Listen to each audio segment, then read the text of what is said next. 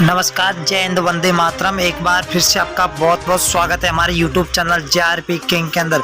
आपको बता दें कि लोकसभा चुनाव की शुरुआती दौर शुरू हो चुका है और लोकसभा चुनाव 2024 के अंदर। इससे पहले आपको बता दें कि लोकसभा चुनाव के अंदर अब की बार NDA और इंडिया महागठबंधन के बीच में कड़ी टक्कर देखने को मिल सकती है। सूत्रों से अगर माने तो अब की बार लोकसभा चुनाव के अंदर 545 सीटों पर किसकी बनेगी सरकार, कौन बनेगा अगला प्रधानमंत्री, तो हम आपके बीच में लेकर हाजिर हुए सबसे बड़ा ओपिनियन पोल सर्वे। क्या वाकई में फिर से NDA की सरकार बनती हुई नजर आ रही है 2024 के लोकसभा चुनाव के अंदर, या फिर इंडिया महागठबंधन मजबूत होता हुआ दिखाई दे रहा है? तो अगर आप हमारे YouTube चैनल पर नए हो तो बेल आइकन दबाकर सब्सक्राइब जरूर करें और वीडियो को एंड तक जरूर देख रहे हैं। हम आपके बीच में लोकसभा चुनाव की लेटेस्ट न्यूज़ हर अपडेट आपके सामने मिनटों में लाते रहेंगे। आप हमारे साथ बने रहिए और वीडियो को एंड तक जरूर देखें। राज्य कर्नाटक, जहां पर बीजेपी को 8 सीटें मिलती हुई दिखाई दे रही है, तो कांग्रेस को 15 सीट, वही जेडीएस को 5 और बीएसपी को 0, तो कुल 28 सीटें। अगर कश्मीर की बात करें तो कुल 6 सीटें, जहां बीजेपी को 1, आईएनसी को 3, पीडीपी को 2 और एनसी को 0 यहाँ पर सीटें मिलती हुई दिखाई दे रही है। ये सीटों का रुझान 2023 का है और बहुत ही बड़ा रुझान निकल के आ चुका है। हरियाणा की बात करें तो हरियाणा राज्य के अंदर कुल 10 लोकसभा सीटें, जहां पर बीजेपी को 4, कांग्रेस को 5, जेजेपी को 0, तो आम आदमी पार्टी को यहाँ पर 1 सीट मिलती हुई दिखाई दे रही है। 2024 के अंदर लोकसभा चुनाव है। और दिल्ली की बात करें तो दिल्ली के अंदर लोकसभा सीटें 7 है। 7 में से बीजेपी को 2 सीटें मिल रही है, तो वही कांग्रेस को 4, आम आदमी पार्टी को 1 सीट मिल रही है, तो बीएसपी को यहाँ पर 0 सीट मिलती हुई दिखाई दे रही है। तो अदर के खाते में 0 जा रही है। अगर हम पंजाब राज्य की बात करें तो 13 लोकसभा सीट है, जहाँ बीजेपी को 1 सीट मिल रही है, वही कांग्रेस को 2 सीटें मिल रही है, तो आम आदमी पार्टी के खाते में 9 सीटें जा रही है और एसएडी को 0 सीट मिलती हुई दिखाई दे रही है। अगला राज्य है जहाँ पर मेघालय राज्य। मेघालय के अंदर 29 विधानसभा सीट है, जिनमें से बीजेपी को 12 सीट मिल रही है, तो कांग्रेस को 15, वही एसपी को 0, तो बीएसपी के खाते में 2 सीटें जाती हुई दिखाई दे रही है।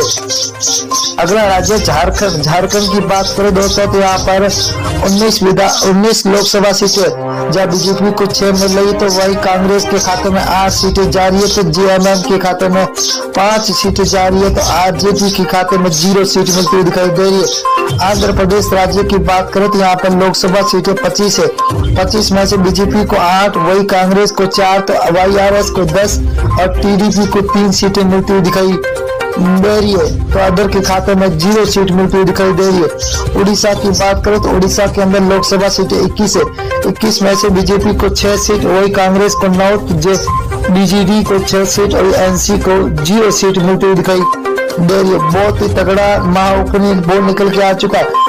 तमिलनाडु की बात करें तो यहाँ पर कुल 39 लोकसभा सीट है, जब बीजेपी को 4, तो कांग्रेस को 5, डीएमके को 15, एएलए को 15 सीटें मिलती हुई दिखाई दे रही है, तो 0 खाते में जा रही है अदर के। अगर अब बिहार राज्य की बात करें तो कुल 40 लोकसभा सीट है, जहाँ बीजेपी को 12 सीट मिल रही है, तो वही कांग्रेस को 5 सीट, आरजेडी को 15, तो जेडीयू को 8 सीटें मिलती हुई दिखाई दे रही है, तो अदर के खाते में 0 सीट मिलती हुई दिखाई दे रही है। अगला है राजस्थान। राजस्थान के अंदर कुल लोकसभा सीट है 25 में से बीजेपी को 10 सीट है, तो कांग्रेस को 14 सीट, वही आरएलपी के खाते में 1 सीट जा रही है, तो आम आदमी पार्टी को यहाँ पर 0 सीट पर संतोष होना पड़ रहा है, तो अंदर खाते में 0 सीट। उत्तर प्रदेश की बात करें तो कुल 80 विधानसभा सीटें है, जहाँ बीजेपी को 32, वही कांग्रेस के खाते में 14, एसपीए के खाते में 27, बीएसपी को 2 सीटें, वही अदर के खाते में 5 सीटें जाती हुई दिखाई दे रही है। अगला राज्य है उत्तराखंड। उत्तराखंड के अंदर 5 लोकसभा सीटें, जिनमें से बीजेपी को 3 सीट, वही आईएनसी को 2, तो बीएसपी को 0, आम आदमी पार्टी के खाते में 0 सीट मिलती हुई दिखाई दे रही है, तो यहाँ पर अदर के खाते में अभी 0 सीट जाती हुई दिखाई दे रही है। पश्चिम बंगाल की बात करें तो कुल लोकसभा सीटें 42 है। 42 में से 17 बीजेपी के खाते में जाते हुए दिखाई दे रही है, तो वही आईएनसी को 0 सीट है, तो टीएमसी को 25 सीट है, सीपीआईएम को 00 सीट मिलती हुई दिखाई दे रही है। आंध्र प्रदेश की बात करें तो आंध्र प्रदेश के अंदर लोकसभा सीटें 2 है, जहां पर बीजेपी को 1 सीट मिल रही है। तो यहाँ पर कांग्रेस को खाते में 1, एसपी को 0, तो बीएसपी के खाते में भी 0 सीट जाती हुई दिखाई दे रही है, तो अदर के हाथों में 0। अगर हम मेघालय की बात करें तो मेघालय के अंदर लोकसभा सीटें 2 है, 2 में से बीजेपी के खाते में 0 सीट, 1 सीट जा रही है, तो वही कांग्रेस को 1 सीट मिल रही है। तो एसपी को 0, तो बीएसपी के खाते में भी 0 सीट जाती हुई दिखाई दे रही है। अगला राज्य है जहाँ लक्षद्वीप है, लक्षद्वीप के अंदर लोकसभा सीट 1 है, वही 1 कांग्रेस के खाते में जाते हुए दिखाई दे रही है, तो बीजेपी को यहाँ पर 0, एसपी और बीएसपी के खाते में भी 0 सीट जाती हुई दिखाई दे रही है।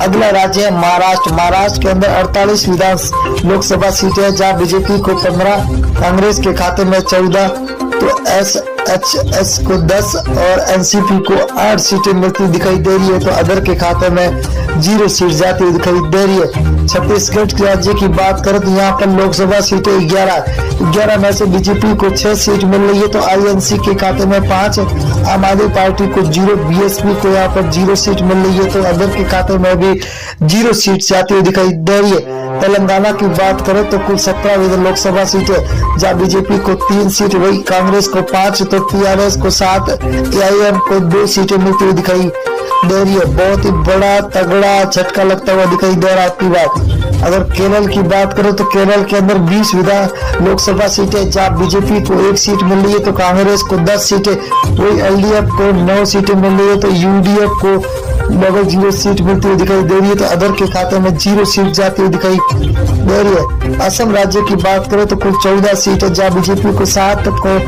कांग्रेस को 6, एआईयू को 3 और अदर के खाते में 0 सीट जाती हुई दिखाई दे रही है। बहुत ही बड़ा तगड़ा झटका सभी को मिलता हुआ दिखा। गुजरात की बात करें तो कुल 26 लोकसभा, जब बीजेपी को 12, कांग्रेस को 6, तो आम आदमी पार्टी को 8, बीएसपी के खाते में 0 सीट जा रही है, तो अदर के खाते में भी